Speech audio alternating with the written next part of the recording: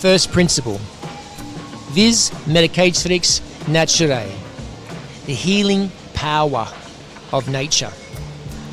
This is the driving force of natural medicine. This is our main core belief, that there is a power in nature, within our nature, with the external environment and nature, that is healing, that drives healing, drives integration. And we revere that, we study it, and we're on an eternal search to learn about ourself. Know thyself as a part of nature.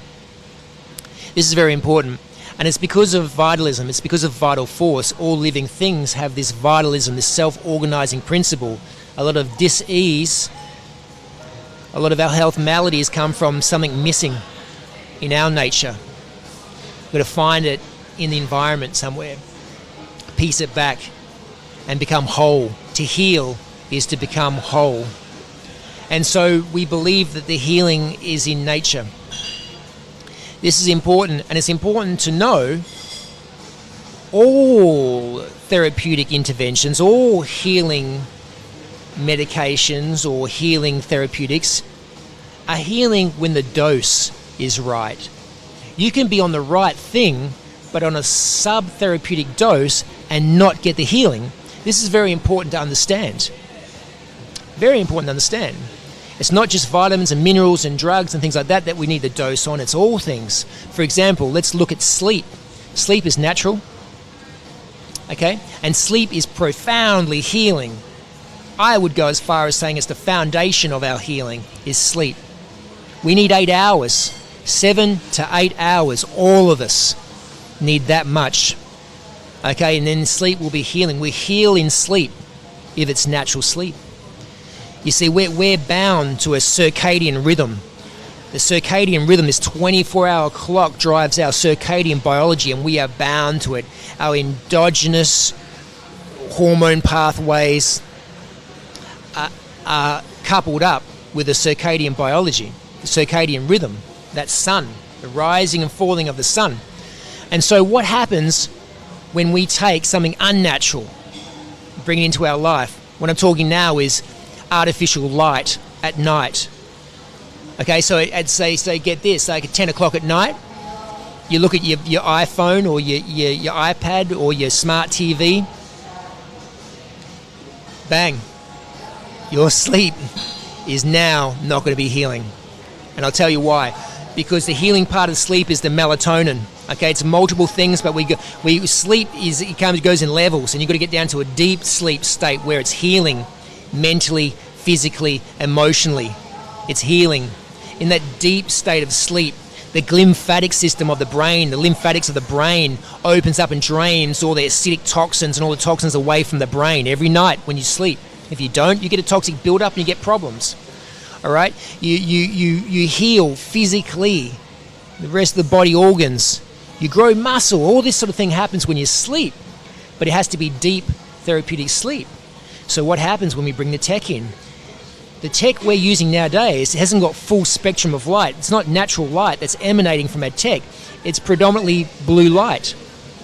It's blue light, the most powerful part of the light spectrum, that we only really see during the middle parts of the day, but it's always balanced with the red and orange and yellow parts of the spectrum. It balances it, so we're not designed to only see blue light.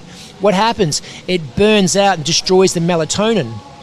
Melatonin is an endogenous, natural chemical that we produce. It's the most potent antioxidant in the body. Antioxidant, that's healing, isn't it? It's a potent anti-inflammatory regulator of immunity.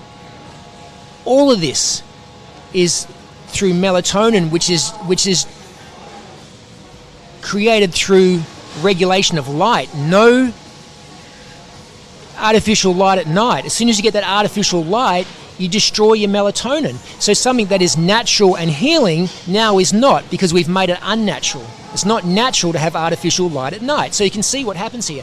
The other thing is the dose. Are you getting the 7 to 8 hours? If you're only getting 5-6 hours sleep, you've missed out on vis medicatrix naturae, one aspect of how nature is healing. Sleep. All right? What about water, hydration? We are on a molecular level, not volume. Volume, we are 60 to 70% water, okay? But on a molecular level, you are 99% H2O, water, all right? You're basically water. We're basically amphibian in a sense, all right? So water is required for healing. It's required for the biochemistry to do what it's going to do. It's very, very important. Are you getting the dose, right? Are you getting the dose? Are you getting enough water? Let's run on the conservative eight glasses of water a day, right? Are you getting that? Hey, what if you're drinking coffee? Oh, now all of a sudden the dose just went up.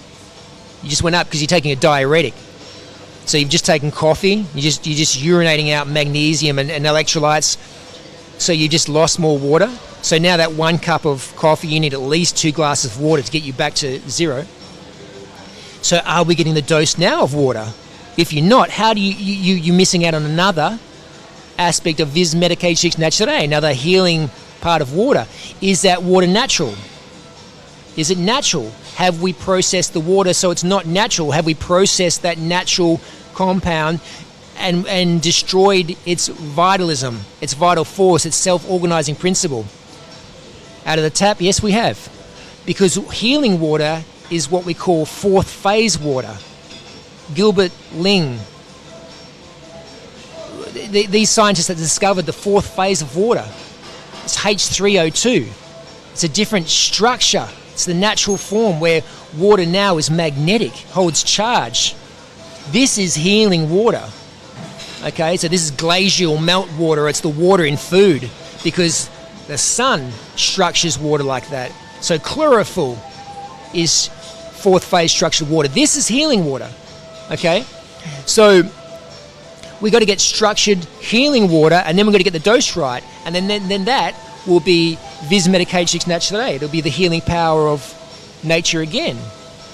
Sunlight. So exposure to the sun creates vitamin D, which is a steroid formed on the skin that is the number one modulator of the immune system, the number one, and it's a natural modulator of the immune system, the innate immune system and the adaptive immune system, both legs modulated by vitamin D. You get low vitamin D levels because you're not getting the dose of sun. You're susceptible to infections, you're susceptible to autoimmune diseases, you're susceptible to a whole malady of problems, cancers, all sorts of things correlate strongly to low vitamin D. Vitamin D isn't a synthetic compound. It's a natural compound synthesized on your skin by direct exposure to the sun at the right time and the right dose. Get the dose right. Most people nowadays are spending all days indoors and they're covered up. They're not getting the vitamin D. Low levels. You're going to be susceptible, and it's not the time to be compromised on an immune level.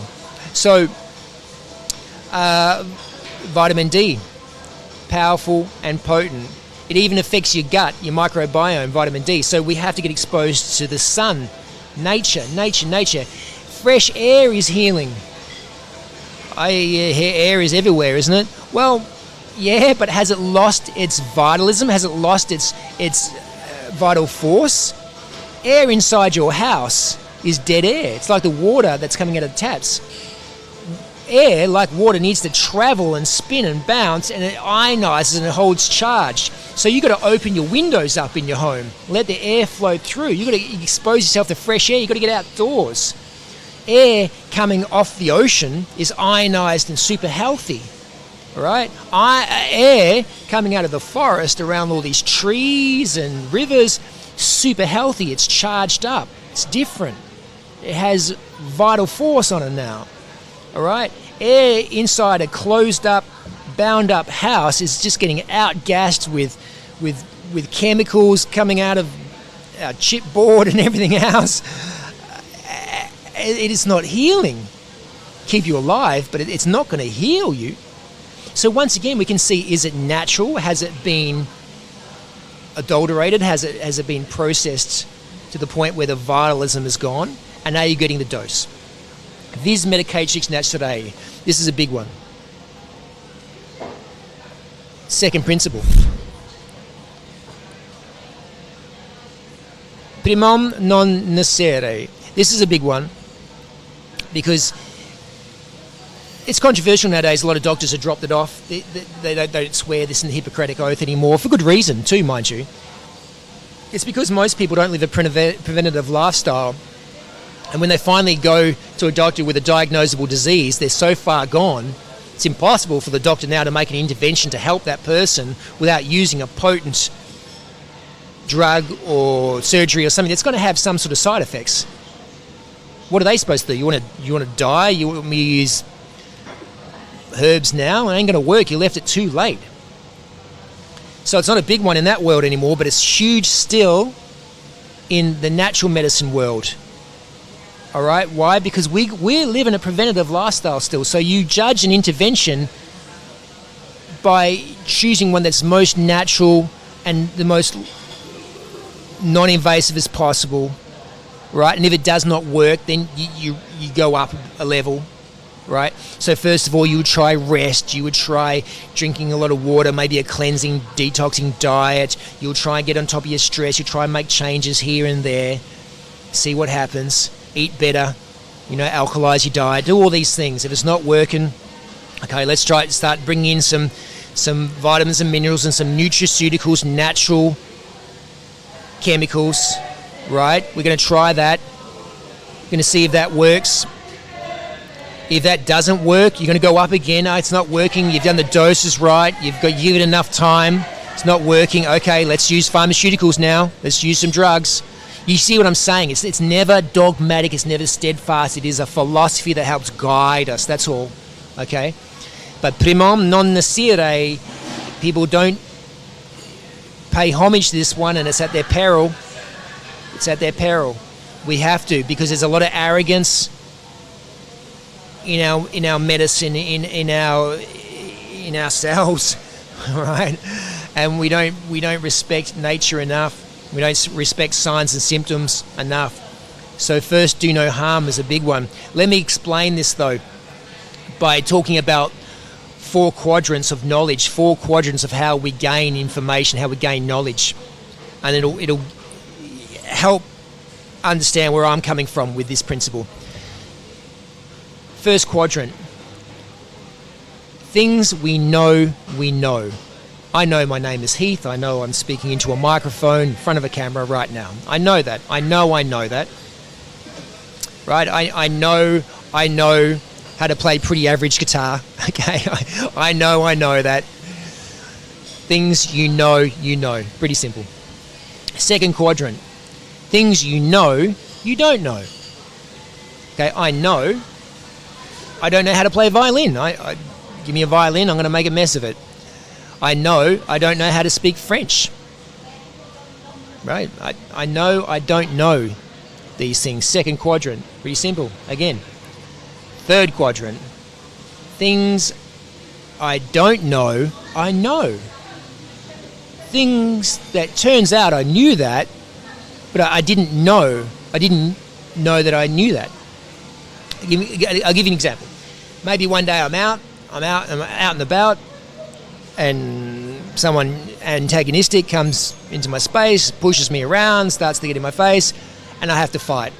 I've never fought before, but I got to go.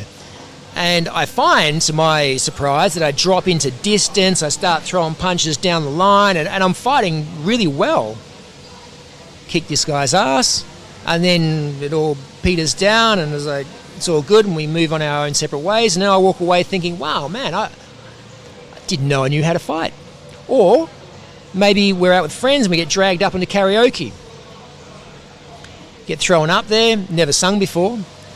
You get given the microphone and you sing really well. You did not know you knew how to sing. You could go on. There's going to be many a time in your life when you're going to discover that you didn't know that you knew how to do that, or you didn't know that you knew that already. Didn't know that you had that knowledge. But now we get to the fourth quadrant, the quadrant I'm talking about now. Things we don't know, we don't know. This is where it can get a little dangerous. This is where knowledge can be dangerous. All right. So, examples here. This is things that we didn't know we needed to be aware of that. All right. So it's like a double removed. The Romans lined their aqueducts with lead. Didn't know that that lead was going to leach into the water and that it was a neurotoxin. They didn't know that they didn't even know that problem. Glyphosate we're spraying on all our food right now. At the time, I'm sure they didn't know that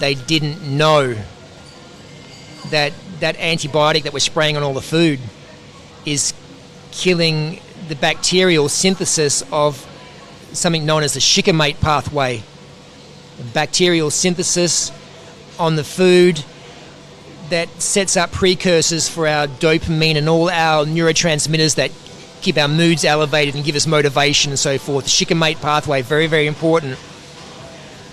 We didn't know that we didn't know that, so we did it, if that makes sense. And now we're in danger of the food not being medicinal, not having precursor compounds that do a pretty important thing. What else? We didn't know at the time when the dentists were using mercury and still do mercury in the amalgam fillings. All right. What they did know is that, hey, we've tested this. You can swallow that whole mercury amalgam. It doesn't get into your blood. It's inert. Fantastic. We know that. What they didn't know was that that amalgam mercury in the mouth releases vapor, micrograms of vapor, inhaling.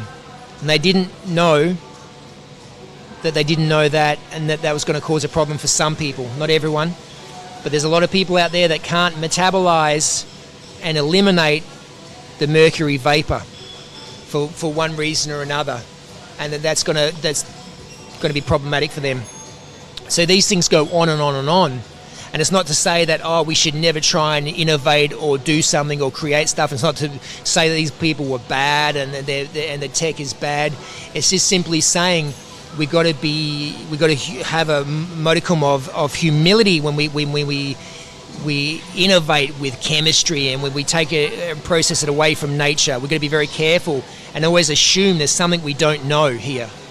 Okay, it goes on and on and on. Thalidomide and all. There's so many interventions that at the time the side effects weren't known and so forth. So we have to be aware of this and always look for an intervention that is as natural and safe as possible.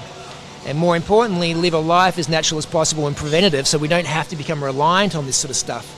Because we're playing with fire. So this is it. Primum non nocere, first do no harm. Try and choose interventions that are as natural as possible and non-invasive as possible. That means start treating these signs and symptoms as early as possible. You leave it too late, the poor doctor's got no choice but to use chemotherapeutics or something like this. What else are they going to do now? You know what I mean? And we're going to be careful. Primum non nocere.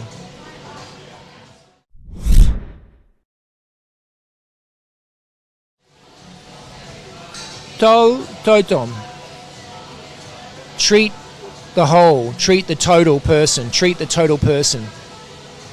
So when we're looking at a malady, a disease or something like this, it's important to look at it in context of the whole person and understand and respect the fact that we're multiple systems within systems. Treat the whole person. And treat the person in context to their environment, in context to their hereditary, their family, in context to multiple things. Treat the whole person, and that's what this course is. We're looking at what are we? To heal is to become whole. So what is that, to be whole? Tol causum. Treat the cause. I had a client once who had an eye twitch. Big tough bikie guy, and he had an eye twitch, and it was a concern to him. It was worrying him. So rightfully he went off to the doctor. The doctor prescribed Botox. No doubt the only bikie to be on Botox, but he didn't. He told me, and clearly it didn't tickle my philosophical boxes. And he was a good friend, so I said, man, give me a month. Just give me a month. You're not going to die of an eye twitch. Just give me a month and see if we can do something else here. What am I going to do? I'm going to try and treat the cause. So, told causum, treat the cause. You've got to look and keep spiraling deeper and deeper, trying to find the cause of this. Most of you out there will know, with your nutritional knowledge, that magnesium deficiency causes muscle cramps, muscle spasms, and twitches, eye twitching especially. So, using primum non nocere as a thing, try and choose the most natural intervention. Dol causum, treat the cause. Dol totum, treat the whole person. We're going in with magnesium, right? And so, of course, we do. We treat magnesium. Takes about a month, but within that month, the eye twitch is gone. The cause of the eye twitch, you could say, was a magnesium deficiency. What else went? By treating the cause, you now will treat multiple symptoms, right? Because the body will throw up signs and symptoms because of a disturbance in the ability to keep balance, right? A symptom is a signal of an imbalance. Treat the cause. So his muscle cramps went. His muscle tension dropped away. He started to sleep better. He noticed his irritability dropped off. He had more energy. All of these things are signs and symptoms of a magnesium deficiency. So treating the cause is how we make sure we're not suppressing signs and symptoms and driving the core imbalance deeper, because the body, with its vitalism, with this vital force, this intrinsic self-organizing principle, intelligence, will throw the imbalance off to the least important organs and systems in the body. It will throw it as external as possible and maintain as much vital force as possible. So if we suppress those signs and symptoms at behest of the cause, it's going to get driven deeper. And then you'll get a whole new set of signs and symptoms that seem like a new disease or seem unrelated, but it's the exact same problem, untreated, gone deeper. Right, magnesium, for example, for my friend there, magnesium is in so many biochemical pathways. ATP synthesis for energy, right through to muscle contraction, right through to sleep, right through the ability to metabolize sugar properly. All right, and so we can go deeper with trying to treat the cause. What, just give magnesium and that's it? No, what's the cause? Let's go deeper. You drinking too much coffee, too much diuretic, and eliminating all your magnesium? Are you eating a magnesium deficient food? What's the cause? Are you eating too much sugar? And the sugar displaces the ability of the cell to uptake magnesium? What's going on? What's going on in your lifestyle that allowed this to happen? And we fix it up.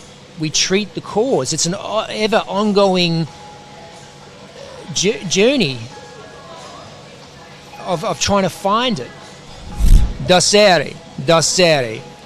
Doctor as teacher. This is important. Every time you have a health malady, every time you have a disease, it's an opportunity to learn. We've got to learn what happened.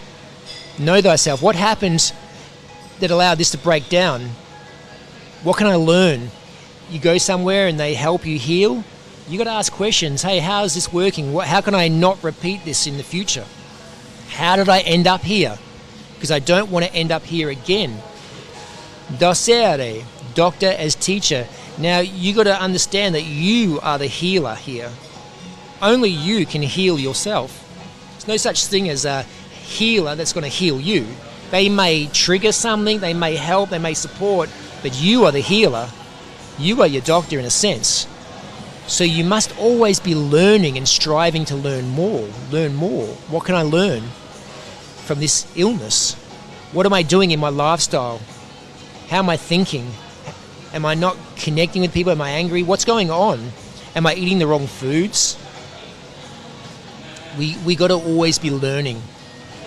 And we don't want to be satisfied for a very quick consult with someone that just says, here you go, you want this. Yeah, but why? What happened?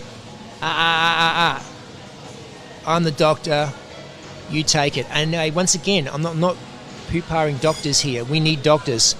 I had kidney stones once. My God, did I love my doctors at that point when they prescribed some pretty heavy painkillers. The morphine, as soon as I got the morphine, I was in praise of Western medicine, of pharmaceuticals, okay? Yeah, I don't know if you've ever had kidney stones, but it's like you're getting shanked in the kidney, you're like getting someone stabbing a knife into your back. You know, no natural intervention at that point was going to help me because I had fallen foul of lifestyle choices. I was dehydrated, I wasn't drinking enough water, I wasn't doing well, you know.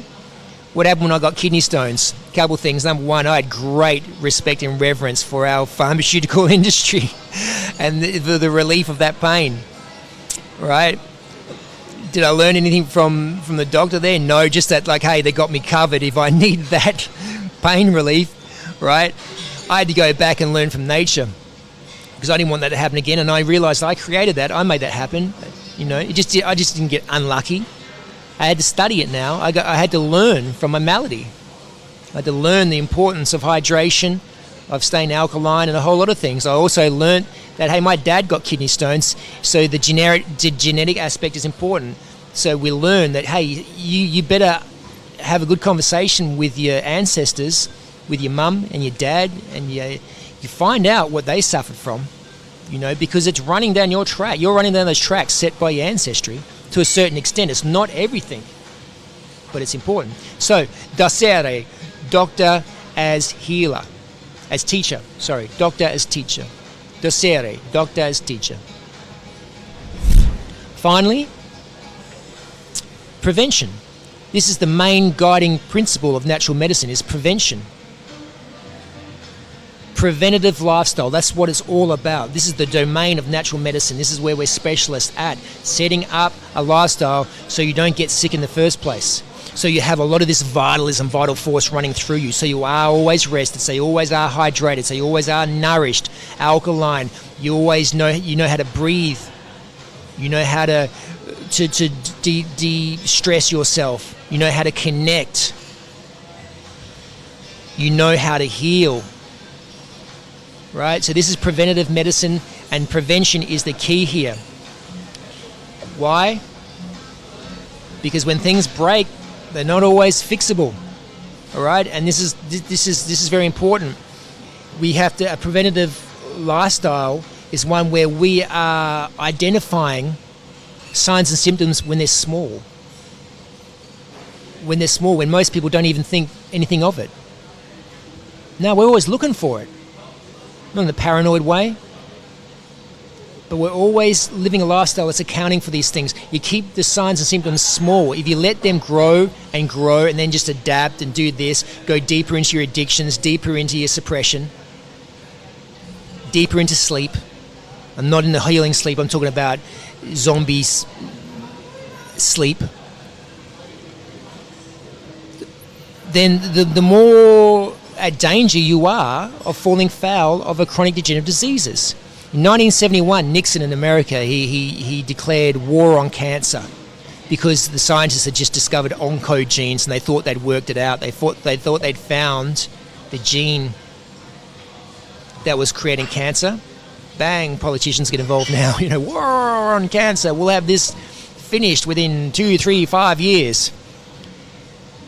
Right, well, here we are now, 2020, and it's 1 in 3 of us are going to get cancer. Why? Because we're not focusing on the right things and we're not living a preventative lifestyle. We think we're going to fix everything with genetics and pharmaceutical interventions. How are these?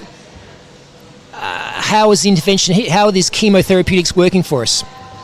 How is it? Once again, I'm not criticizing pharmaceutical intervention. I'm not criticizing these methods. All I'm saying is that let's have a look let's critically think about this. I'll tell you, the huge meta-analysis study on cancer, all cancers in America and Australia, and it's a 2.1% improvement in Australia, 2.7% in America, with the intervention of chemotherapeutics. Okay, on certain lung cancers, it's got more promise. It looks interesting, but 2.1%. What's that? That's nothing. So we can't keep being hoodwinked by the biochemical model that every intervention is going to be a drug. That is the only thing that counts is biochemistry. No, time to bring physics into medicine. Physics. It's not all about cellular interactions and biochemistry. It's about atomic reactions. It's about the atomic level of reality. This is energy. Primacy of everything is its energetic structure, right? And this is when we start to bring in other areas, lifestyle-based, because it's all energy-based, as Tesla said. So, understanding everything as energy, vibration, frequency, right? And so this is important. And so if we were to prevent disease, it's lifestyle based. Do not wait, because these stats are getting worse, not better. Okay, it's getting worse and worse. And I'm not going to run through all the stats and bring the vibe down. All I'm saying is let's keep context. And if you want to, if people want to live a life paying no homage to prevention, not worrying about their diet, not worrying about getting exposed to light, drinking enough water, doing all the basic fundamentals, then you are asking a lot of the medical system to cure you of something that took a long time. There is an urgency here to be living a preventative lifestyle, because it goes on and on and on. We're getting so much cognitive decline, we're getting cancers, and we're getting a lot of maladies and illnesses that we shouldn't be getting that are preventable through lifestyle. And so it's really time to take responsibility and to live a life of educated discipline and finding the balance. It's not about being super rigid and having no fun, of never having the chocolate cheesecake or whatever. It's about finding the balance. I want to finish by reading something. This first module is about philosophy, why we need it. And I want to finish by reading Charlie Chapman's philosophy. The great actor, comedian, died at age 88. That's a good innings. And he left us with some great wisdom. He had a philosophy, and he left us with these 4 principles. And I want to read this because it shows us you got to make your philosophy your own. It's yours. It's your philosophy. It's your wisdom. You don't live by someone else's philosophy.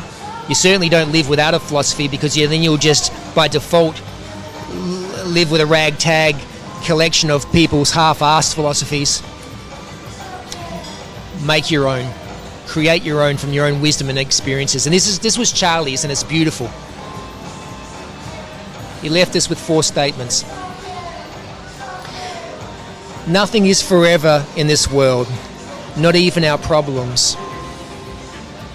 I love walking in the rain because no one can see my tears. The most lost day in life is the day we don't laugh. The 6 best doctors in the world: the sun, rest, exercise, diet, self-respect, and friends. Stick to them at all stages of your life. If you see the moon, you will see the beauty of God. If you see the sun, you will see the power of God. If you see a mirror, you will see God's best creation, so believe it. We are all tourists. God is our travel agent who has already identified our routes, bookings and destinations. Trust and enjoy. Life is a journey and tomorrow may not come. What a philosophy. I love this philosophy. I relate to this philosophy. I too love the rain. I'm crying all the time. I'm getting it wrong all the time. I know what Charlie means by that. He's a feeling, passionate, emotional guy. We live in life. We're emotional beings. We want the color. We want emotion. He knows that laughter is the great destroyer of tension and stress. You gotta know how to laugh. You gotta meter your sensitivity and emotionality with the ability just to laugh. He came, he lived a great life, and he left us with great wisdom. He left life a better place. This is a great life. This is a successful life because he had a philosophy, he had great wisdom. He knew time is finite. We haven't got endless time. We haven't got an infinite amount of time. It's finite. You don't know when your last day is, so get to it. Revere your life, your ability to add something to this planet, this experience. Get with it. Get onto it. Work on your health so you can connect, so you can make people laugh, you can bring joy. The sun, he knew it. He knew it. Rest, sleep is what we're talking about. Exercise, he knew it. Diet, self-respect. You respect yourself, you're going to show up. You're going to show up. Like I said, I'm getting it wrong all the time. I'm crying all the time. I'm getting it wrong, but I'm showing up. Come back. Respect myself enough to show up. I respect that I have something to offer. That I came here to do something. Number one in health is to work out what you came to do.